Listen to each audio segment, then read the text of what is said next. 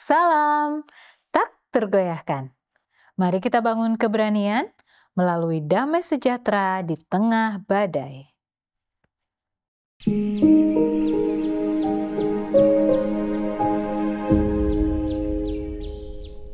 Firman Tuhan memberi semangat dalam Mazmur 55 ayat 17 dan 18. Di waktu petang, pagi dan tengah hari, aku cemas dan menangis, dan Ia mendengar suaraku.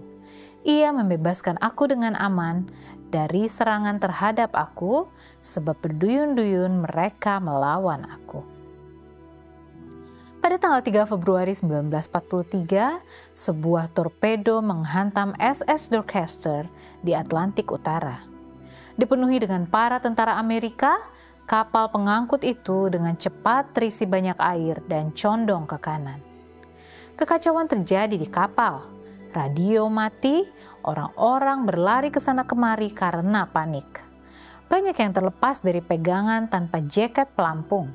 Skoci-skoci penolong yang terlalu padat terbalik. Rakit-rakit terbawa arus sebelum ada yang bisa meraihnya. Orang-orang yang bertahan hidup memberi kesaksian bahwa sepertinya hanya ada satu tempat kecil yang tentram di tengah semua kekacauan itu. Tempat di mana 4 orang pendeta berdiri pada sisi kanan kapal yang miring. George Lansing Fox, seorang pendeta dari Chicago. Alexander David Goody, seorang rabi dari New York City. Clark Pauling, seorang pendeta dari Schenectady, New York. Dan John Washington, seorang imam dari New Jersey. Dengan tenang menuntun orang-orang di dalam kapal mereka. Mereka membagi-bagikan jaket pelampung dari sebuah lemari penyimpanan dan kemudian membantu orang-orang yang ketakutan di sisi lainnya. Seorang yang bertahan hidup mengingat telah mendengar suara ratusan orang menangis, memohon, berdoa, dan bersumpah. Namun melalui itu semua, para pendeta itu mengucapkan kata-kata hiburan dan keyakinan.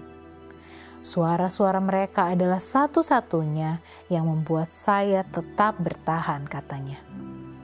Ketika persediaan jaket pelampung habis, keempat pendeta itu memberikan milik mereka sendiri. Salah seorang dari orang terakhir yang meninggalkan dek kapal yang banjir itu menatap ke belakang dan melihat para pendeta itu masih berdiri teguh. Tangan mereka berpegangan, mereka bertahan di dek yang miring itu. Di tengah ombak, suara mereka masih terdengar berdoa dalam bahasa Latin, bahasa Ibrani, dan juga bahasa Inggris. Sebagaimana seorang pelaut mengatakannya, itu adalah hal terbaik yang pernah saya lihat atau ingin lihat. Itulah sisi surga. Hanya ada satu hal yang memberikan kemampuan pada keempat pendeta ini untuk tetap tenang di tengah keadaan kalut itu. Damai sejahtera Allah memenuhi hati mereka. Kata Ibrani untuk damai sejahtera adalah salom. Kata asal untuk salom berarti kesempurnaan. Ketika pikiran Anda damai, maka Anda sempurna. Tidak ada kekhawatiran yang menghancurkan akan mencabik-cabik Anda.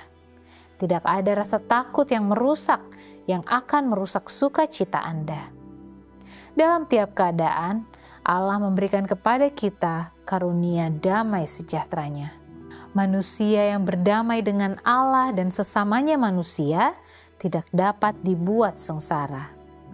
Hati yang selaras dengan Allah diangkat ke atas gangguan dan pencobaan hidup ini. Janji Yesaya bergema di abad ke-21. Yang hatinya teguh kau jagai dengan damai sejahtera, sebab kepadamulah ia percaya. Dalam Yesaya 26 ayat 3. Sungguh suatu karunia. Damai sejahteranya dapat menjadi milik Anda hari ini. Dengan damai sejahtera di tengah badai, mulailah hari Anda dengan tak tergoyahkan.